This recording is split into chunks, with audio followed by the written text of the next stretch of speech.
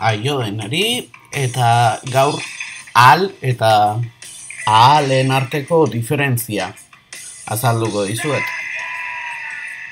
Kantuak dion bezala batzundako zaila izan baita. Tira, al galdera partikula da. Beraz, galdera ikurra beti ukanen du, alboan, bai? Beti behar duzue galdera bat ematen denean, orduan da al hori. Ote bezalako galdera partikula da, bai? Erraten aldugu jin ote da, bai? Al, ordea, alek, alera adierazten du, posibilitatea. Eta hortaz, bi esaldi hauek posible dira. Jin alda, edo jin alda, errandugun bezala posibilitatea adierazten du bigarrenak, ahal horrek. Beraz, diferentzia bada batean zein bestean. Zeintzuk dira diferentziak? Erresa da. Lehenik, jin alda, jin ote da. Galdera da, galdera ezin diozu kendu galdera. Bai, jin alda hori, jin da? Galdera halko genuke egin, bai? Me azentua eginez.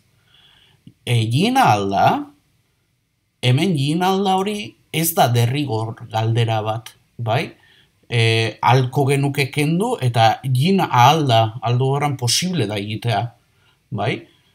Azpian horri guzi duzu, posible da egitea. Gero badugu beste modu bat hori errateko dela, jin daiteke aditzean sartzen dugu dena. Baina, ez da dena arrosa kolorekoa, badugu ekaitza oino, eta bada beste ahal bat. Ahal horrek desira adierazten duena da. Eta tamalez, hau ere, ahal idazten da.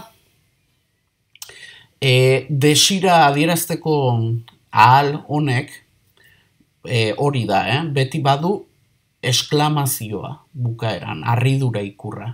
Ginen alda eta etorkizuna, ginen ikusten dugu hor duguna. Ta zer nahi du egin? Exagerazioa da, zinez bihotza zenego guztiarekin desio dut jindadin.